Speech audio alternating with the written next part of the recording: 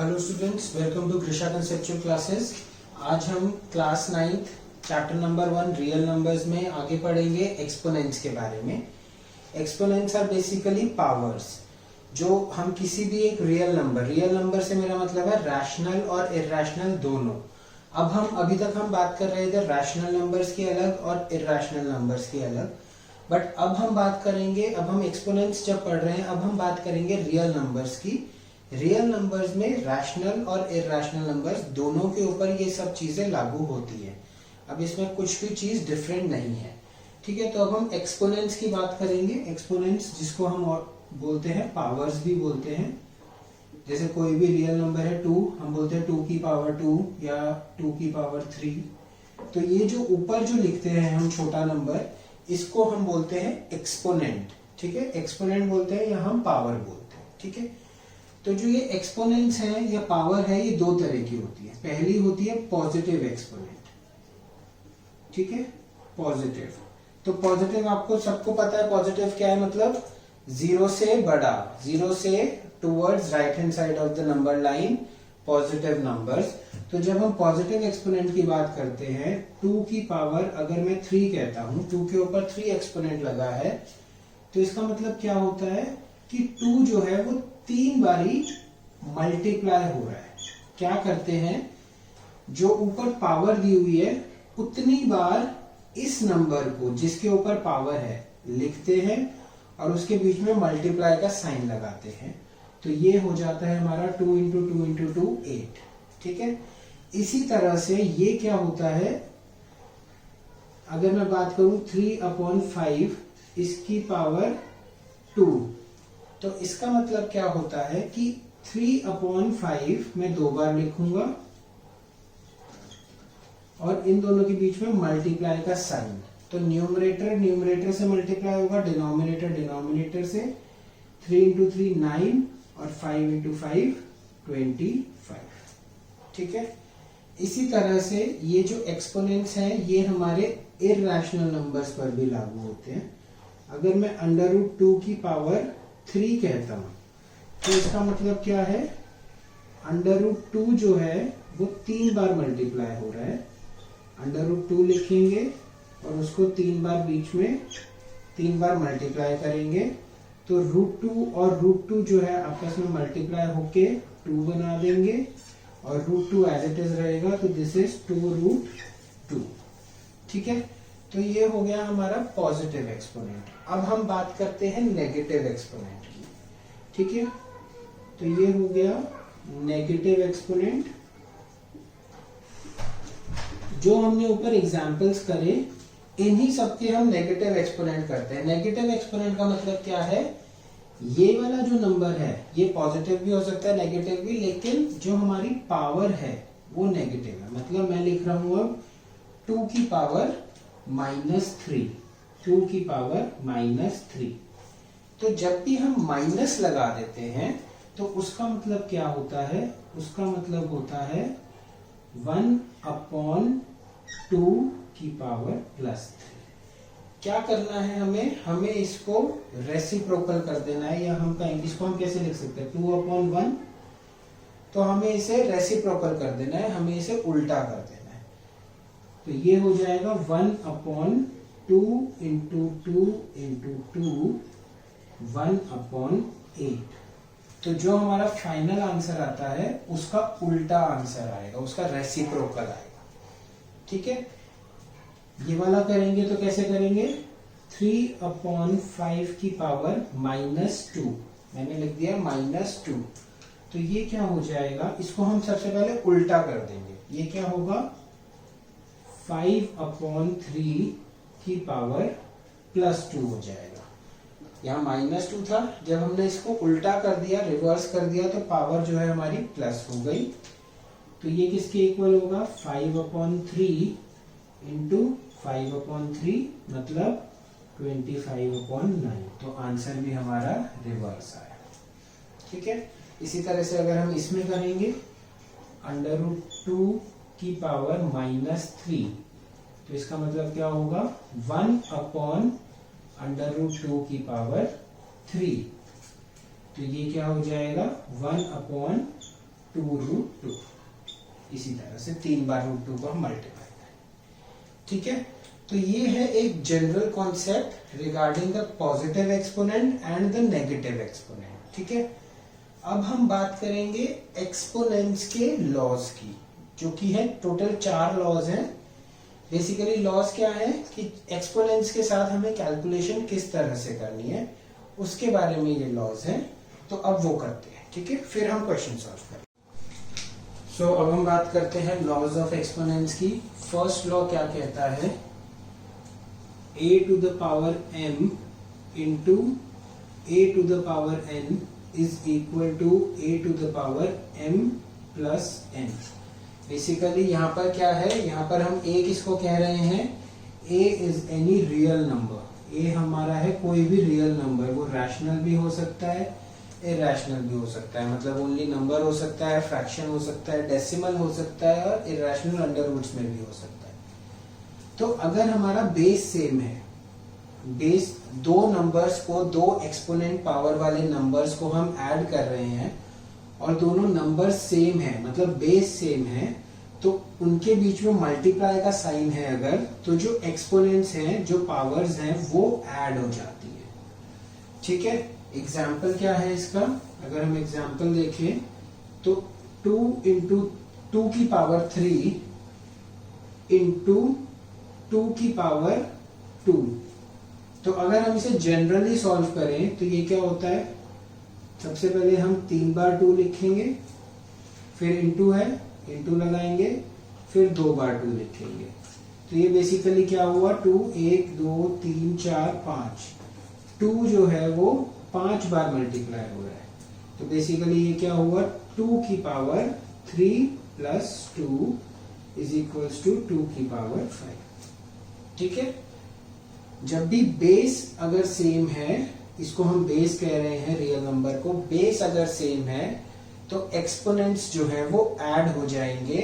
कब ऐड हो जाएंगे, जब उनके बीच में मल्टीप्लाई का साइन है, प्रोडक्ट का साइन है। ठीक है, अब सेकंड लॉ इसी के ऊपर है, जब डिवीजन का साइन है। सेकंड लॉ क्या कहता है, सेकंड लॉ कहता है कि अगर एक रियल नंबर है, उसकी पावर m है, और वही रियल नंबर है, उसकी पावर n है, और वो डिनोमिनेटर में है, मतलब फ्रैक्शन फॉर्म में है, तो इसकी वैल्यू किसके इक्वल होगी, इसकी वैल्यू होगी a की पावर m माइनस n। ठीक है, इसको हम इस तरह से भी समझ सकते हैं। अभी हमने पढ़ा कि अपॉन में जब होता है तो पावर मतलब नेगेटिव होती है। क्या हमने पढ़ा था, a की पावर माइनस n का मतलब क्या है, 1 अपॉन a की पावर n, ये पढ़ा था अभी हमने पीछे। तो इसका मतलब ये इसके इक्वल भी होगा। तो हम इसको और कैसे लिख सकते हैं, हम इसको ऐसे भी लिख सकते हैं, a की पावर m इंटू a की पावर माइनस n, क्योंकि ये a की पावर n था डिनोमिनेटर में, जब हम इसको न्यूमरेटर में ले आए तो माइनस का साइन आ गया। अब इस पर अगर हम यही वाली आइडेंटिटी लगाएं तो a की power m plus minus n, तो ये क्या हो गया, a की पावर m माइनस n। ठीक है, इसको भी एग्जांपल से समझ कर देख लेते हैं।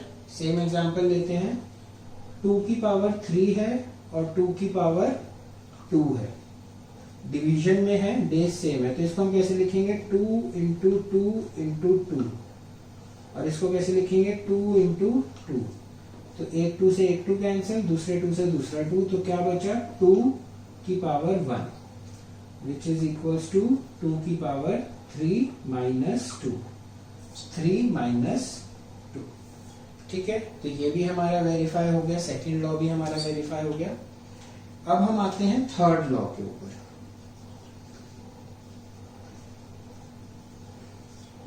सो अब थर्ड लॉ हमारा क्या कहता है, थर्ड लॉ हमारा कहता है कि अब एक ही नंबर है a, इसकी एक पावर तो है m और उसकी भी फिर पावर है n।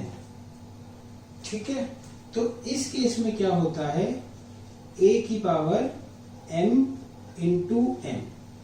अब नंबर एक ही है, अभी तक क्या चल रहा था, बेस 2 थे, a और दोनों बेस सेम थे। अब क्या है, बेस तो एक ही है लेकिन एक्सपोनेंट्स दो हैं। तो जब बेस एक है और एक्सपोनेंट्स दो है तो वो दोनों एक्सपोनेंट्स आपस में मल्टीप्लाई हो जाए। क्या कहने का मतलब है, अगर हम इसे एग्जांपल से समझें, अगर मैं कहता हूं 2 की पावर 3 इंटू इसका पावर 2, तो इसका मतलब क्या है, इसका मतलब मैं ये कह रहा हूं कि इसको मैं पहले तो मैं अंदर वाला ब्रैकेट सॉल्व करूंगा। अंदर वाला ब्रैकेट ये हो जाएगा, इस पर ब्रैकेट लगाऊंगा और फिर स्क्वायर करूंगा। तो 2 इंटू 2 इंटू 2 क्या होता है 8, और 8 का फिर स्क्वायर, तो मतलब आ गया ये 64। ठीक है। और अगर हम ये फॉर्मूला लगाएं तो ये फॉर्मूला क्या कहता है, 2 की पावर 3 इंटू 2 मतलब 2 की पावर 6। अब हम 2 की पावर 6 कैलकुलेट करते हैं, 6 बार 2 लिखेंगे, 2 2 जा 4, 4 2 जा 8, 8 2 जा 16, 16 2 जा 32, 32 इंटू 2 64। तो ये भी हमारा वेरीफाई होता है। ठीक है।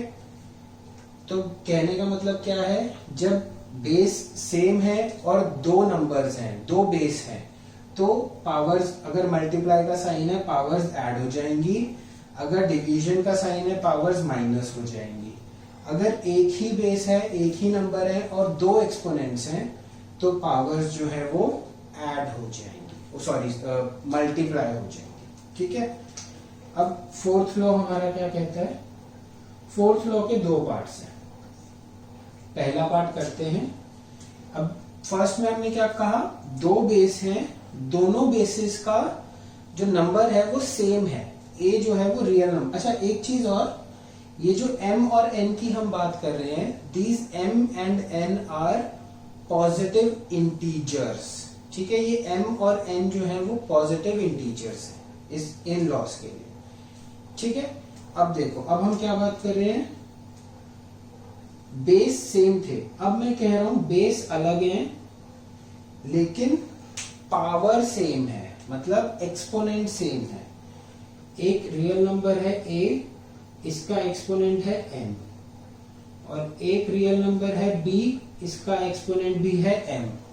तो इसका मतलब क्या होता है, a इंटू b का होल एक्सपोनेंट m। ठीक है। फर्स्ट लॉ में हमने क्या करा, बेस सेम है, एक्सपोनेंट्स डिफरेंट है। यहां हम क्या कर रहे हैं, एक्सपोनेंट सेम है, बेस डिफरेंट है, बेस डिफरेंट है। तो हमने बेस को पहले मल्टीप्लाई कर दिया और फिर उस पे कॉमन एक्सपोनेंट लगा दिया। ये सारी जितनी स्टेटमेंट्स हैं ये LHS टू RHS और RHS टू LHS दोनों तरफ से जस्टिफाइड है। ठीक है, दोनों तरफ से ये इक्वल्स टू है। क्वेश्चन इस फॉर्म में है, इस फॉर्म में कन्वर्ट करना पड़ सकता है, इस फॉर्म में है, इस फॉर्म में कन्वर्ट करना पड़ सकता है। तो दोनों चीजें याद रखिए। ठीक है, एग्जाम्पल करके देखें। अगर हम इसका 2 और 3 लेते हैं, एक छोटा सा एग्जाम्पल, 2 की पावर 2 इंटू 3 की पावर 2। इसको हम जनरली सॉल्व करते हैं। पहले 2 इंटू 2 इंटू 3 इंटू 3, ये क्या हो गया, 2 2 जा 4, 4 3 जा 12, 12 3 जा 36। ठीक है। अब हम फॉर्मूला लगाते हैं। फॉर्मूला क्या कहता है, 2 इंटू 3 कर दो पहले, और एक्सपोनेंट कॉमन है उसको कॉमन लिख दो। तो 2 इंटू 3 क्या होता है 6, 6 का स्क्वायर जो कि होता है 36। तो ये मैच कर गया है। ठीक है, तो ये भी हमारा आइडेंटिटी इस तरह से प्रूव हो जाती है। अब इसका जो सेकंड पार्ट है फोर्थ लॉ का, वो सेम चीज है, मल्टीप्लाई की जगह डिवाइड का साइन है। इधर क्या था, दोनों बेस सेम थे, एक्सपोनेंट्स अलग थे। इधर क्या है, बेस अलग है, एक्सपोनेंट सेम है। a की power m divided by b की पावर m, तो ये किसके इक्वल होता है, a divided by b whole power m। ठीक है, कहने का मतलब क्या है, एग्जाम्पल लेते हैं। अगर 2 और 3 का ही लेते हैं, 2 की पावर 3 अपॉन 3 की पावर 3। ठीक है, 2 की पावर 3 क्या होगी, 2 into 2 into 2 upon 3 into 3 into 3, ये होगा 8 अपॉन 27। ठीक है, अब अगर हम इसको करेंगे तो इसको हम ऐसे भी लिख सकते हैं 2 अपॉन 3 की होल पावर 3। ठीक है, इसको भी हम सॉल्व करेंगे तो क्या आएगा 8 अपॉन 27, तो ये दोनों मैच हो जाएंगे। ठीक है, तो अब ये चारों लॉज जो है, या चार की जगह मैं कहूँ पांचों स्टेटमेंट्स जो हैं, इन पांचों स्टेटमेंट्स को यूज करके अब हम कुछ क्वेश्चंस को सॉल्व करेंगे। कैसे करना है, सबसे पहले तो आपको ये पांचों स्टेटमेंट्स अच्छे से मेमोराइज होनी चाहिए। जब तक मेमोराइज नहीं होंगी, लॉजिकली नहीं समझ आएंगी, क्वेश्चन सॉल्व नहीं होंगे। अभी इनिशियली मैं क्या करूंगा, ऊपर ये सारी स्टेटमेंट्स लिख दूंगा, क्वेश्चन सॉल्व करेंगे, देखेंगे कौन सी किस में लग रही है। हो सकता है एक क्वेश्चन में मल्टीपल लॉज भी लगे, ऐसा नहीं है कि एक क्वेश्चन में बस एक ही लॉ लगेगा, एक क्वेश्चन में मल्टीपल लॉज भी यूज हो सकते हैं, तो इसीलिए दिमाग को ओपन रखना है। ओके, सो अब ये कुछ स्टार्टिंग के क्वेश्चंस हैं, बहुत बेसिक क्वेश्चन है, बहुत आसान है सॉल्व करना, तो एक एक करके देखते हैं। ऊपर मैंने आइडेंटिटीज लिखी हुई हैं सारी, उनको देखते हैं कैसे कैसे यूज करेंगे। ठीक है, तो this will be equal to what, 2 upon 11, तो बेस सेम नहीं है, तो ये वाली आइडेंटिटी को हम देखेंगे। 2 अपॉन 11 की होल पावर m है, 2 अपॉन 11 की होल पावर 4 है, तो इसको हम कैसे लिखेंगे, 2 की पावर 4 अपॉन 11 की पावर 4 इनटू, यहाँ पे भी सेम आइडेंटिटी यूज होगी, 11 की पावर 2 अपॉन 3 की पावर 2, अलग अलग कर दिया। यहाँ पे भी सेम आइडेंटिटी यूज होगी, 3 की पावर 3 अपॉन 2 की पावर 3। ठीक है, तो एक ही आइडेंटिटी यूज हुई है अभी तक। अब हम इसको एक्सपैंड कर देंगे। कैसे एक्सपैंड कर देंगे, इसको हम ऐसे लिख सकते हैं, 2 की पावर 4 इंटू 11 की पावर 2 इंटू 3 की पावर 3। न्यूमरेटर्स को एक साथ लिख दिया और एक बड़ा डिनोमिनेटर में सबको एक साथ लिख दिया, 11 की पावर 4 इंटू 3 की पावर 2 इंटू 2 की पावर 3। ठीक है, इनिशियली जब आप लोग प्रैक्टिस करें तो मेरी सजेशन है कि प्लीज एक एक स्टेप लिख कर करें। आप लोग यहाँ पर ही कैंसिल आउट करने की कोशिश करेंगे जल्दबाजी में। कुछ क्वेश्चन शुरू के एक एक स्टेप लिख कर करें, बाद में चाहे आप डायरेक्ट करने लायक हो जाएंगे जब आप 3 4 5 क्वेश्चंस प्रैक्टिस कर लेंगे। बहुत आसान है, I know, but still properly लिख कर प्रैक्टिस करें। डायरेक्ट करने में बहुत बार गलती होती है, तो एक बार एक्सपर्टीज कर लीजिए, फिर आप डायरेक्टली भी कर सकते हैं। तो अब ये किसके इक्वल होगा, 2 को हम 4 बारी लिखेंगे, 3 4। ठीक है, 11 को हम 2 बारी लिखेंगे और 3 को हम 3 बारी लिखेंगे, क्योंकि 3 की पावर 3 है, डिवाइडेड बाय 11 को 4 बारी, 2 3 4, 3 को 2 बारी और 2 को 3 बारी। ठीक है, अब हम कैंसिल करेंगे, 1 2 3, 1 2 3। ठीक है, नीचे 3 थे 2 की वैल्यू, ऊपर से ऊपर 4 थी तो हमने 3 कैंसिल कर दी। तो बेसिकली हम क्या कर सकते हैं, इसको हमने पूरा कैंसिल कर दिया और इसका हमने सिर्फ एक्सपोनेंट कैंसिल कर दिया, तो इसका एक्सपोनेंट क्या बचा, 1 बचा। ठीक है, अब 11 को करेंगे, ऊपर 2 हैं, 1 2, नीचे 1 2 कैंसिल हो गए, 2 बच गए। तो हम क्या कर सकते हैं, ऊपर वाले को पूरा क्रॉस कर देंगे और नीचे वाले 4 को क्रॉस करके 2 लिख देंगे। डायरेक्ट मेथड इस तरह से। ठीक है, इसी तरह से नीचे 3 2 हैं, ऊपर 3 है, तो 3 में से 2 कैंसिल हो गए, तो ऊपर वाले को हम 3 को कैंसिल कर देंगे, 1 लिखें चाहे ना लिखें, और नीचे वाले को हम पूरा कैंसिल कर देंगे। पूरा कैंसिल करने का मतलब है कि ये अब खत्म हो गया, 0 नहीं हुआ, 1 बन गया, क्योंकि अगर हम 0 बना देंगे तो 0 इंटू एनीथिंग विल बी 0, 0 नहीं होता, ये 1 बन जाता है। ठीक है, तो अब क्या वैल्यू आएगी, अगर हम देखें यहां से क्या बचा, एक 2 बचा, 2 बचा और एक 3 बचा, तो 2 इंटू 3 बचा न्यूमरेटर में। डिनोमिनेटर में क्या बचा, 11 इंटू 11, 11 इंटू 11 इज 121, और कुछ बचा नहीं बचा, तो 1 या हम लिख लेते हैं 11 इंटू 11, तो ये हो गया 6/121 आंसर हो गया। अब इसी तरह से ऊपर से भी देख सकते हैं हम, ये पूरा कैंसिल हो गया मतलब 1 बचा। 11 की पावर क्या थी 2, तो 11 की पावर 2 इज 121। ऊपर क्या बचा 2 बचा और 3 बचा, ये पूरा कैंसिल हो गया 6। ठीक है, तो डायरेक्ट करना है, पहले इस तरह से करिए, प्रैक्टिस करिए, फिर डायरेक्ट भी कर पाएंगे जब 4-5 क्वेश्चन प्रैक्टिस हो जाएंगे। ठीक है, अब ये सेकंड क्वेश्चन देखते हैं। 2 की पावर 55 इंटू 2 की पावर 60, तो क्या हो रहा है, बेस जो है वो सेम आ रहा है और पावर्स डिफरेंट आ रही है। तो पहली आइडेंटिटी यूज हो रही है, बेस सेम है, एक्सपोनेंट्स पावर्स जो है वो डिफरेंट है, तो वो ऐड हो जाएंगी। तो क्या होगा 2 की पावर 55 प्लस 60, ऊपर ही ऐड करना है, नीचे ऐड नहीं करना।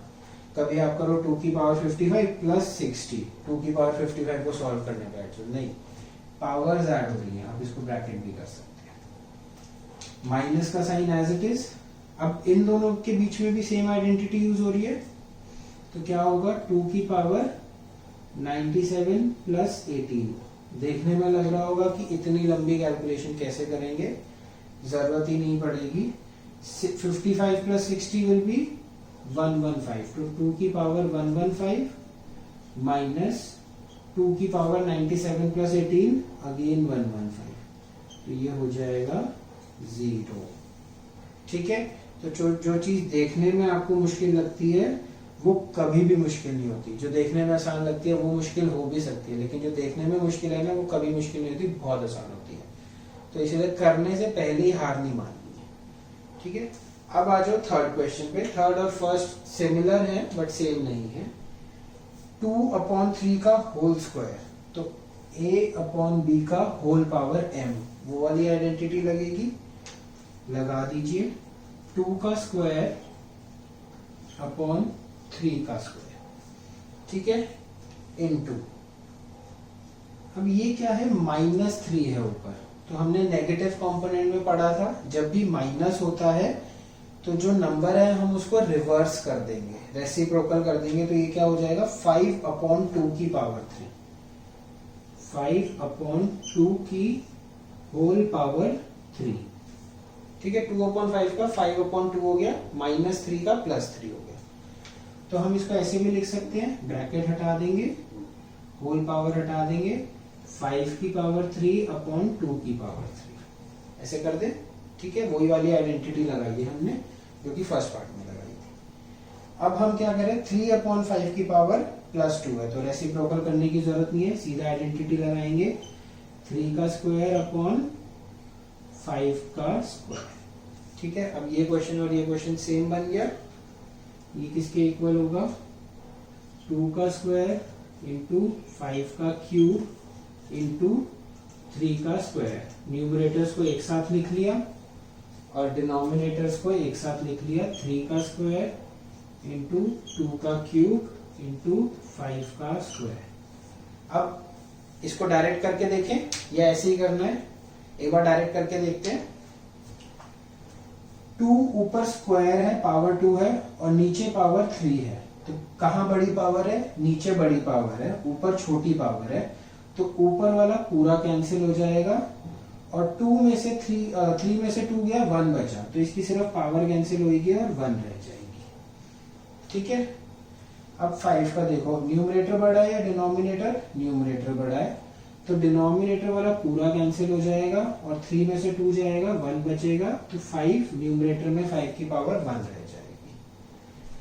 3 का स्क्वायर और 3 का स्क्वायर, ऊपर भी 3 का स्क्वायर है, नीचे भी 3 का स्क्वायर है, तो ये पूरा कैंसिल हो जाएगा एज इट इज। ठीक है, तो ये क्या बचेगा आपका, ऊपर क्या बचा, ये दोनों पूरे कैंसिल हो गए, ये 5 की पावर 1 बची जो कि होता है 5। इसी तरह नीचे ये दोनों पूरे कैंसिल हो गए, ये 2 की पावर 1 थी, ओनली 2 बची। ठीक है, इसको क्रॉस वेरीफाई भी कर सकते हैं पूरा बड़ा मेथड करके। 2 का क्या था स्क्वायर, तो 2 इंटू 2 दो बार लिखेंगे।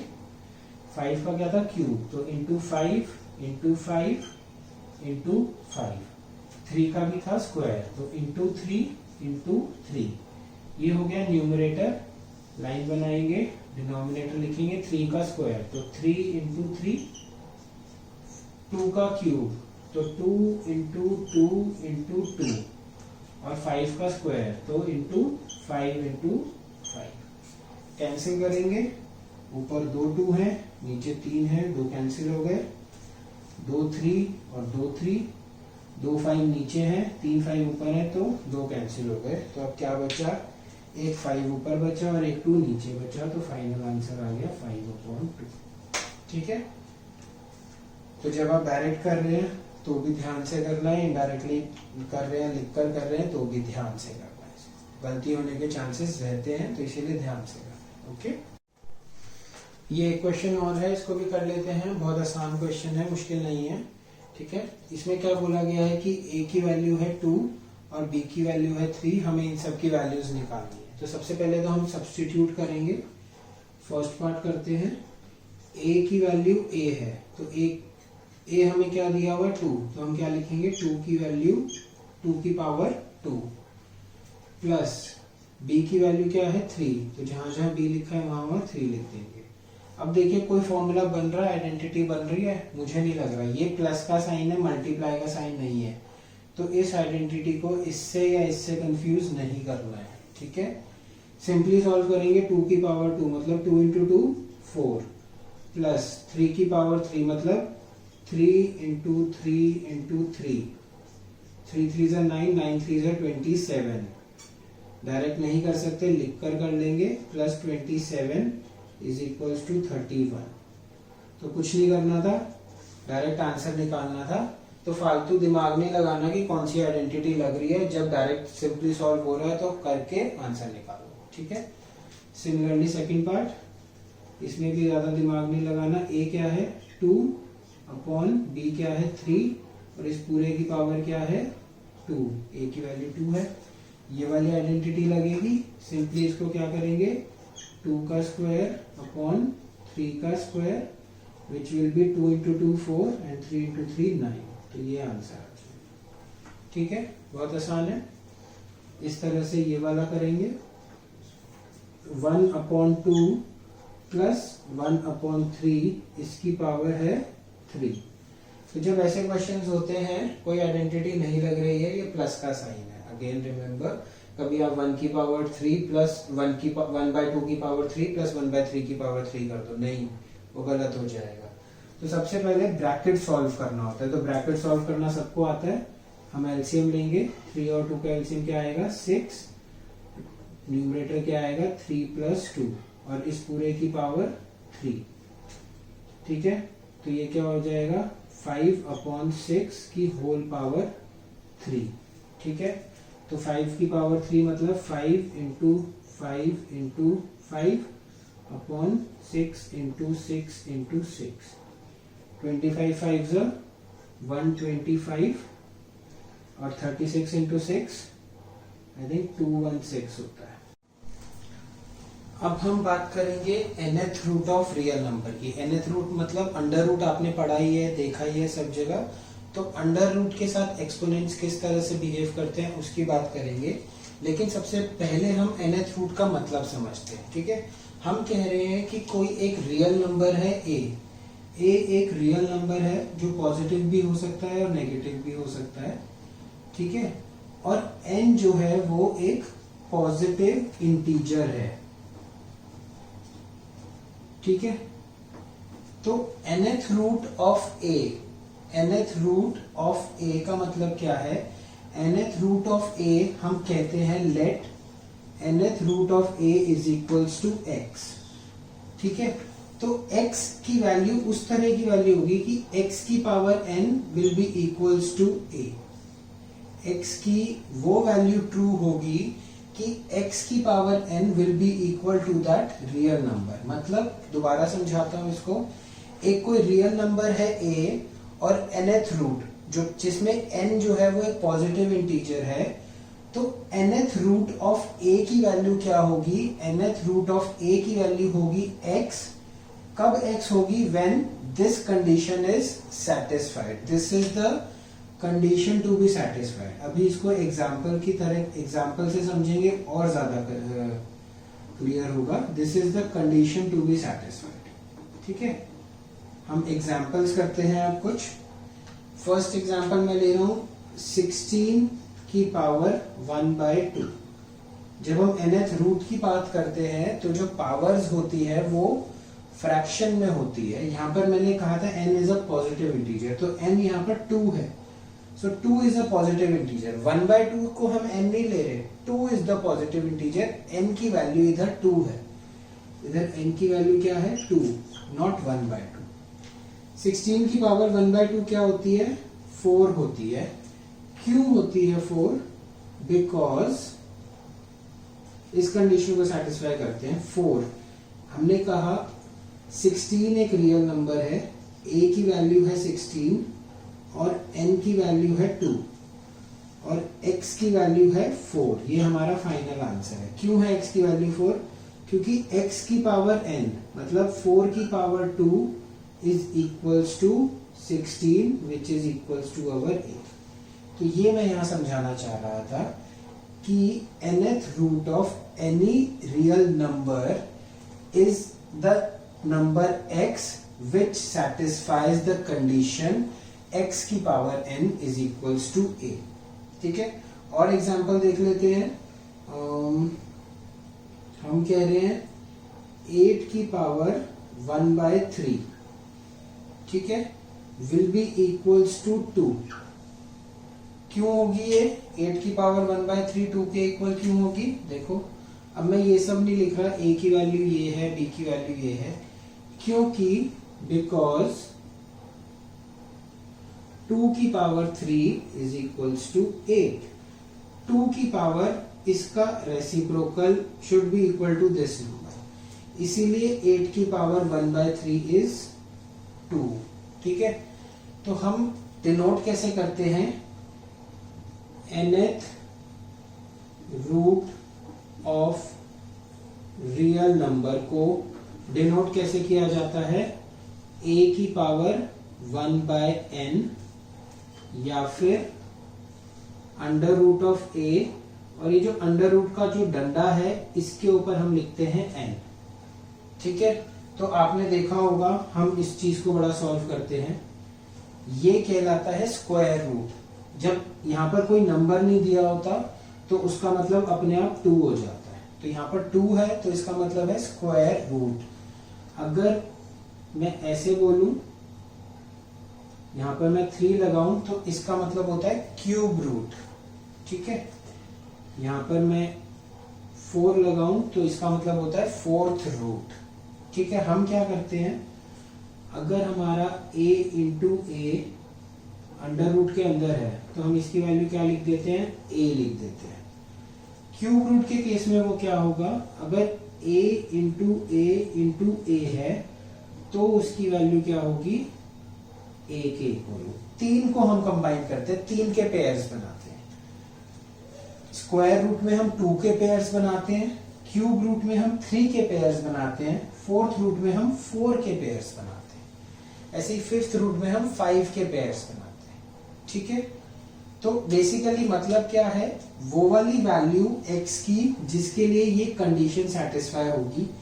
8 की power 1/3 was equal to 2 because 2 की पावर 3 was equals to 8।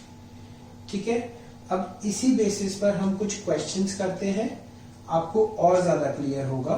उससे पहले, क्वेश्चन करने से पहले हम एक कॉन्सेप्ट समझते हैं।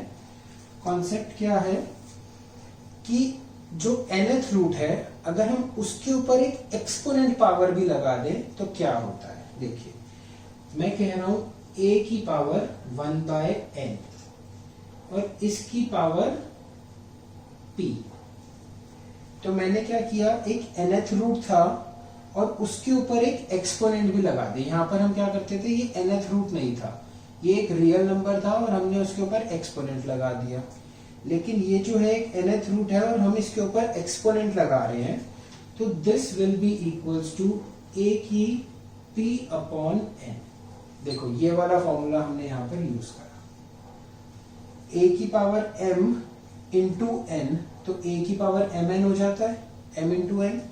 यही हमने करा, a की पावर क्या है 1/n ऑलरेडी है, उसके ऊपर हमने p और लगा दिया, तो ये दोनों मल्टीप्लाई हो गया, तो p into 1/n will be equal to p/n, वही हो गया। या फिर हम इसको और कैसे लिख सकते हैं, हम इसको ऐसे भी लिख सकते हैं, a की पावर p और फिर उसकी nth रूट। ठीक है, a की पावर जो हमने एक्सपोनेंट लगाया, a पर हमने वो एक्सपोनेंट लगा दिया और फिर उसका हमने nth रूट कर दिया। ठीक है, इसके ऊपर अब हम कुछ क्वेश्चंस करते हैं, तो ये कॉन्सेप्ट भी आपको और ज्यादा क्लियर होगा। ठीक है, मैं पहले एक बार ये रब करता हूं।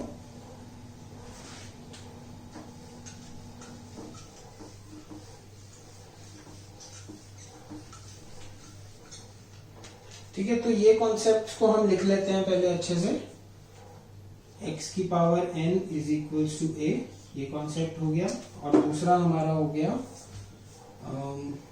a की पावर p अपॉन q लिख लेते हैं, n की जगह हम q वर्ड यूज कर रहे हैं इधर, तो this will be equals to a की पावर p और इसका qth रूट। ठीक है, n की जगह मैंने q लिख लिया, p और q साथ में थोड़ा मैचिंग होते हैं। ठीक है, अब हम कुछ क्वेश्चंस करके देखते हैं। सो पहला क्वेश्चन है हमारा 4 की पावर 3/2। ठीक है, तो जैसा कि हमने किया, यहाँ 4a है, p 3 है, q हमारा 2 है, तो ये क्या हो जाएगा 4 की पावर 3 और उसकी पावर कह लो या 1/2 मतलब उसका स्क्वायर रूट। तो 4 की पावर 3 क्या होती है, 4 इंटू 4 16, 16 इंटू 3 64, तो 64 की पावर 1/2, या हम ऐसे भी लिख सकते हैं अंडर रूट ऑफ 64। ये किसके इक्वल होता है, 8 के इक्वल होता है। क्यों, क्योंकि 8 का स्क्वायर इज इक्वल टू 64 होता है। ठीक है, या फिर हम इसको ऐसे भी लिख सकते हैं, this is under root of 8 into 8। यहाँ 2 लगाना चाहे लगा दे, नहीं लगाना चाहे नहीं लगाए, तो यहाँ 2 का पेयर बन गया है, तो ये एक बाहर आ जाएगा। ठीक है, किसी भी तरह से करें, इस तरह से देख सकते हो, इस तरह से देख सकते हो, डायरेक्ट कर सकते हो, जो मेथड है। पार्ट हम कर रहे हैं, सेकंड पार्ट एग्जांपल मैं ले रहा हूं, -8 की पावर 2/3। तो यहाँ पर हमने एक नेगेटिव नंबर कंसिडर किया है, ये क्या होगा -8, इसको हम स्क्वायर कर देंगे पहले, यहाँ p जो है वो 2 है, और फिर इसको पूरे बिग ब्रैकेट लगा के इसका थर्ड रूट निकालना है। 1/3 मतलब थर्ड रूट, nth रूट या थर्ड रूट। थर्ड रूट को हम और क्या बोलते हैं, क्यूब रूट, कोई भी वर्ड यूज कर सकते हैं।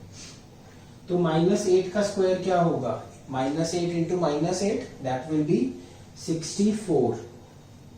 अब 64 की पावर हमें चाहिए 1/3। ठीक है, तो हम इसको ऐसे भी लिख सकते हैं 64 और यहाँ डंडे के ऊपर 3। अगर हम 3 यहाँ बड़ा लिख देंगे तो वो हो जाएगा 3 इंटू रूट 64। तो ध्यान रखना है डंडे के ऊपर छोटा सा 3 लिखना है, या फिर अगर ये लिखना नहीं चाहते हैं तो 64 की power 1/3। This will be equals to your 4। 4 के इक्वल क्यों होगा, क्योंकि 4 की पावर 3 इज इक्वल टू 64, ऐसे कर लीजिए।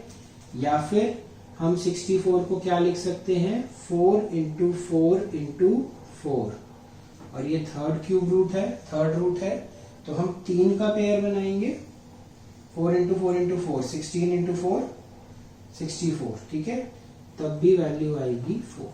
तो किसी भी मेथड से करिए, जो मेथड आसान लगता है उससे करो। यहां से डायरेक्ट लिखना है 4 डायरेक्ट लिखो, ये लिखना है ये लिखो, ये लिखना है ये लिखो, कोई दिक्कत नहीं। ठीक है, अब एक एग्जांपल और कर लेते हैं, -4 की पावर 3/2। ठीक है, इधर क्या होगा, -4 की पावर पहले होगी 3 और फिर होगा उसका सेकेंड रूट, या फिर हम कहेंगे स्क्वायर रूट। तो -4 की पावर 3 मतलब -4 इंटू -4 इंटू -4, तो -4 into -4 is 16 and 16 into -4 is -64। और इसका स्क्वायर रूट। तो क्या ये हम देख पा रहे हैं, क्या ये पॉसिबल है? इसकी वैल्यू को अगर हम x लिखते हैं, सपोज इसकी वैल्यू हमने लिखी x है, तो क्या x स्क्वायर -64 के इक्वल हो सकता है? नहीं हो सकता है। ऐसा कोई रियल नंबर एग्जिस्ट ही नहीं करता। हमें पता है हम कोई भी नेगेटिव या पॉजिटिव कोई भी नंबर ले लें, उसका अगर हम स्क्वायर करते हैं तो हमेशा पॉजिटिव ही आता है। ठीक है, तो इसका आंसर हम क्या लिखेंगे? No such real number exist. ठीक है, इसका आंसर होगा no such real number exist, क्योंकि हम -64 का nth रूट -64 का स्क्वायर रूट हम नहीं निकाल सकते। दैट निकाल सकते हैं, 11th में पढ़ोगे आप, but that will not be a real number. अभी हम सिर्फ रियल नंबर्स के बारे में पढ़ रहे हैं। ठीक है, तो आपको फोकस करना है फर्स्ट और सेकंड पार्ट में जो हमने क्वेश्चंस करे हैं। अब इन कॉन्सेप्ट्स को लेकर nth रूट के भी हमने लॉज बनाए हैं। जो ये 4 लॉज लिखे हैं, ये 4 laws as it is nth root पर भी एप्लीकेबल हैं। ठीक है, a की पावर m इंटू a की power n will be a की पावर m प्लस n। ये सारे जो लॉज हैं, ये सारे लॉज एप्लीकेबल हैं nth रूट के लिए भी। उसके अलावा videos, please hit the like button and subscribe to our channel, that is Grisha Conceptual Classes on YouTube. Thank you.